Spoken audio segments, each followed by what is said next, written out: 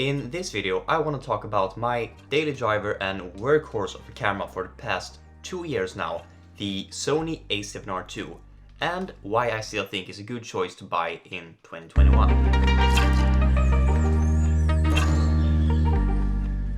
So I have been using the Sony A7Rii since 2019 now, and I still think it's a really good choice. Sure, there are newer cameras out there, but for the price and what this camera can deliver, I still think it's one of the better cameras out there and one of the better choices if you're just getting into product photography or portraits or what have you. I believe this is a good choice in 2021. So in this video, I just want to talk about some of the pros and the cons of this camera and whether or not you should consider buying it. And as I mentioned just a few moments ago, there are of course newer cameras. The Sony A7Rii, the Sony A7C is also a competitive choice.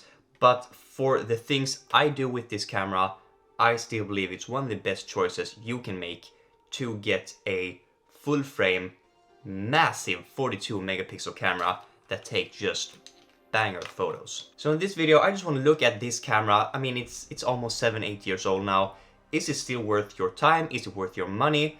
As I mentioned, sure, there are newer cameras out there, but for the price, 900 bucks, you get a massive full frame sensor and 4K video. So I mean, I still think this is a valid choice option for your work. So without any further ado, let's get into the pros and cons of this camera and whether or not you should consider buying it in 2021. Let's start right away with the pros. This camera has a massive 42 megapixel full frame sensor with IBIS. Let me just say that again, a massive 42 megapixel sensor, full frame, IBIS, 4K video, for around 900 bucks. This camera is great for product photography and portraits. It has 5-axis image stabilization. There are great options out there for the Sony E mount. It has 4K video capabilities at up to 100 megabits per second, correct me if I'm wrong, and it also has a 120 FPS slow motion mode, though in full HD, but still 7 years old. And then there's the price. I mean, it's just a huge upside to this camera. All of this camera for around 900 bucks. I just slammed my camera into the door. Awesome. However, this camera is 7-8 years old. I believe it was released in 2014. So some of the features and things this camera offers aren't really up to date with, you know, more modern cameras. One thing that I've particularly noticed is the autofocus system. I mean, it is solid, but I wouldn't quite trust it, especially not in video. It's just a ton of focus hunting. So that's one of the major drawbacks with this camera, is that the autofocus is not quite as good as, you know, some of the newer cameras. But let's start with a strong feat of this camera, the image quality. This beast of a camera takes massive 42 megapixel photos, and I've actually got some of my most beloved and cherished photos with this exact camera. And as I said, I still daily drive the A7Rii as a photographer and content creator and web designer. I use this every day, and I just want to show you some of the photos I have taken with this camera. As I mentioned, with this camera I primarily focus on portraits, product shots, you know, these types of scenarios where you want to take high quality, high dynamic range stills. But, and here's the thing, I rarely use this camera for more than photos. As I mentioned before, I think the autofocus system is just a tad bit too slow and too unreliable for my taste. I wouldn't trust it when I'm at a client work or shooting a wedding or something like that, when you need to have your subject in focus and you can't really, you know, have a do-over. So that brings us over to the cons list. So since this camera is almost 7-8 years old now, it struggles with some things that, you know, modern cameras have quite dialed in. Animal autofocus? No. Eye autofocus in video? Is that even a real thing? Overheating while filming in 4K? Yes. So I know I've been talking quite a lot about the autofocus system, but it is one of the major drawbacks of this camera. I wouldn't trust it on a client shoot, as I do with my A6400 or the A7C, or just some of the newer cameras in general, where you have more focus points, more face detection points that will get you your shot in focus every time. And then there's the battery life. It's kind of trash. The Sony A7Rii is one of the last models, I believe, that use the NP-CV50 battery, not the newer NP-CV100.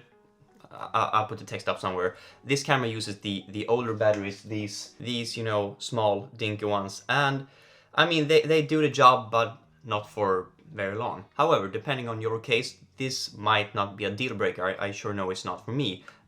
Because as you might have seen, I have a battery grip on my Sony A7R II, which effectively doubles the lifetime. Or if you have longer sessions planned, you know, product photography or something like that, you can always use a dummy battery, you know, plug it into the wall. I believe they're about 20 bucks on Amazon. Great choice. So, is this camera for you if you're primarily gonna shoot video? I would say no. The autofocus is just too slow, the battery life is too bad. There are newer cameras that will make your life and your workflow much easier if you're planning on shooting video. I would recommend, you know, the A6400, A6600, the A7C if you want to go full frame. There are just some great options out there right now, and I'm sorry for all the Canon and Nikon users who uses Nikon. I don't really keep track of those models, but I'm sure there are great options from each team, as they say. But if you're planning to shoot photos, you bet. I still think that the Sony A7R II is a strong competitor, even in 2021, for these types of product shots and portraits and what have you with still images. I mean, yes, the camera is 7 years old, but it rocks a massive 42 megapixel full frame sensor with IBIS, and you can shoot 4K if you would like. I mean, as I said, I rarely use it for video, but if I only have this camera with me and I spot something amazing that I want to shoot some B-roll of, it will do the job just fine, but I wouldn't rely on it as my primary video shooting rig. And sure, you can say there are newer models out there. I believe the Sony A7R III has like 60 megapixels, but come on, at that point we're just flexing. 42 megapixels is way overkill to begin with. Sure, it is awesome to have those extra megapixels if you want to print your work big, or if you want to reframe or zoom into the shots, you know, in post-production, you won't lose any image quality. That is where these cameras and the Sony A7S camera suffers a bit, because the S line I believe have like 12 megapixels and this A6400 has around 24 megapixels. And if you really want to punch into a photo in post-productions, you could start to see a bit of grain and pixelation, just because, you know, you don't have that massive sensor capturing all that data. So this full frame sensor with 42 megapixels enables you to get crisp and sharp shots every time for around 900 bucks. And I believe that is some of the best option you can have right now if you're starting out or want a cheaper options to get your great product shots or portrait shots. The thing to remember with photography is that it's rarely the camera that makes your shot look less of than what you wanted. It's most of the time it's the lighting, the lens options, your personal edit on the end. All of these things combined makes the photo, and it's rarely the camera or, you know, the body sensor that hinders you to make great work. More often than not, it's, you know, it's the lighting options of the scene, it's what you're shooting, it's how you edit what you shoot, it's the lenses you shoot for your session. You know, do you want to go wide? Do you want to punch in with a 85mm? All of these decisions make the image to what it is, and rarely the sensor. So, do we now have the information to answer the question in the beginning of this video? Is the Sony A7R II a good choice for you in 2021? Remember, this camera has 7 years on its neck, but I still think it's one of the best choices if you're starting out, if you want a more reasonably priced camera. This camera is awesome. You can get them used for 800-900 bucks. I believe you can get them new for 1100 bucks. I mean, it's just a awesome machine, a workhorse of a camera, and it has got me some of my favorite shots, you know, for personal use, for client work. This camera has been through it all, and I still think it delivers crisp and great images. Just, you know, keep in mind to light your scene adequately, choose the right lenses, choose the right subject, the right time of day, just what have you to make the best image possible. This camera will be along for the ride, will enable you to get your great images that you want to take. But if you want to have a camera primarily for video, I would recommend looking into the Sony A7C, A6600, A6400. There are just better options out there if you primarily want to shoot video than the A7R II. So for the price and what this camera can deliver, I would highly recommend it. I started out with the Canon M50 with an APS-C sensor. That was great. Some of my earliest photos of my career was on that camera. Then I just started to think, you know, I need a full frame sensor, I need more megapixels, what camera is the best option for me and for my work? And the Sony A7R II was a clear winner for me. The only question is it a clear winner for you? So I believe that is everything I have to say about the Sony A7R II. I hope you learned something, get a new perspective on this camera and whether or not you should buy it in 2021.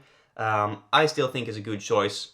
The choice is up to you. Does it fit your workflow? Does it fit what you want to do in your creative lane? Let me know down below. It's kind of fun to see what cameras people use in their creative work and their daily workflow. And yeah, I think that is it. Stay creative, and I'll see you in the next one.